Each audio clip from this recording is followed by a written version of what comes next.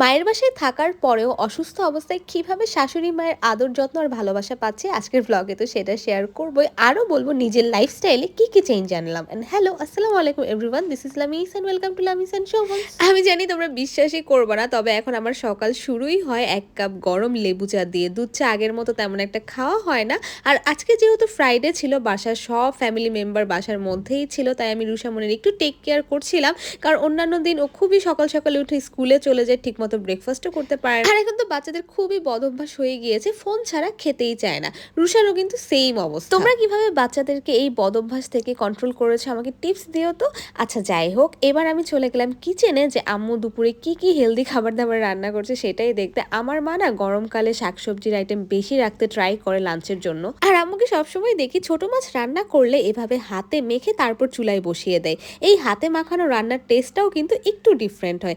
যাই হোক, এদিকে আমাদের ছোট মাছও একদম রেডি হয়ে গিয়েছে। আর গরমকাল যেহেতু চলছে, আম্মুকে আমি বলছিলাম একটু আমের ডাল রান্না করার জন্য। আমের ডাল রান্না করার ক্ষেত্রে আম্মুকে দেখি ডালে বাগার দেবার সময় অল্প একটু কালিজিরা ব্যবহার করে, এতে নাকি খাবারের স্মেলটাও ভালো আসে। আর কালিজিরা তো আমাদের স্বাস্থ্যের জন্য এমনিতেই অনেক বেশি ভালো। আজকে আমাদের খাবারের মেনুতে কিন্তু একদমই হালকা খাবার দাবার ছিল।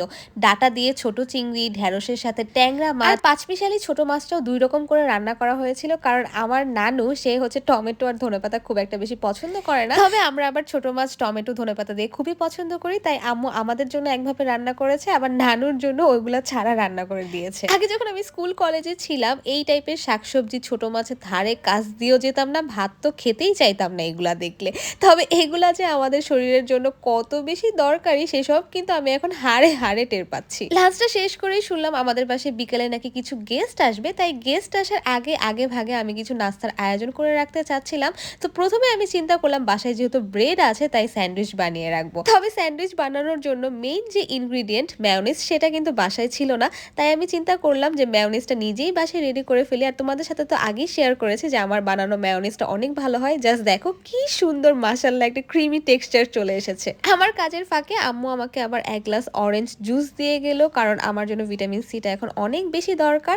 আচ্ছা, এবার আমি কি করছিলাম, ব্রেডের পাশের যে শক্ত অংশগুলো সেগুলা কেটে ফেলছিলাম। তবে এগুলা কিন্তু তোমরা একেবারে ময়লার ঝুড়িতে ফেলে দিও না, এইগুলা দিয়ে কিন্তু পরে তোমরা ব্রেড ক্রাম্বস বানাতে পারবে। এটা তোমাদেরকে আমি আরেকদিন দেখিয়ে দিব। আচ্ছা, এদিকে আমি গাজর, টমেটো, সসেস, ডিম, মেয়োনিজ সবকিছু এখন একসাথে নিয়ে আসলাম, কারণ এগুলা দিয়ে আমি আমার স্যান্ডউইচের ফাইনাল লুকটা ক্রিয়েট করব। ঘরে যদি মুরগির কিমা থাকতো তাহলে আমি হয়তো সেটাই ইউজ করতাম, তবে আনফরচুনেটলি মুরগি ছিল না বাসায়। তো যাই হোক, এবার আমি নাস্তা রেডি করে সন্ধ্যার খাবার খেতে চলে আসলাম। আমার ছোট আন্টি আবার আমাকে মুড়ি মাখা করে দিয়েছিল।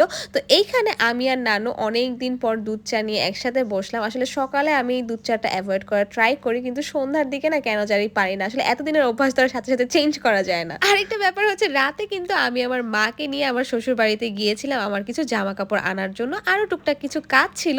তো আমার আম্মু যেহেতু গিয়েছে, আমার শাশুড়ি কিন্তু তার বাসায় বিশাল খাবার দাবার আয়োজন করেছিল মাশাআল্লাহ। আচ্ছা, শাশুড়ি মায়ের কথা যেহেতু বললামই, তার নিজের হাতের বানানো এই হার্বাল তেলটার কথাও শেয়ার করি। খাঁটি নারকেল তেলের সাথে 30টা প্রাকৃতিক উপাদান দিয়ে তিনি এই তেলটা বানিয়ে থাকেন। গরমকালে চুলে যে কোনো সমস্যায়, অর্থাৎ চুল পড়া থেকে শুরু করে খুশকির সমস্যা, চুল ঘন হচ্ছে না কিংবা লম্বা হচ্ছে না, এই সমস্যাগুলোর সমাধানে তেলটা এক্ষুনি আমাদের পেজের ইনবক্সে অর্ডার করে ফেলতে পারবে, আর পেয়ে যাবে ক্যাশ অন ডেলিভারিতে। আচ্ছা, আমার শাশুড়ি মা কিন্তু আমার বোন, কাজিন সবার জন্য খাবারও পাঠিয়ে দিয়েছিল। তো রাতে আমরা ডিনার না করে, মানে ডিনারে ভাত তরকারি না খেয়ে এই স্যুপ, নুডলস আর সেমাই খেয়ে ফেলেছিলাম।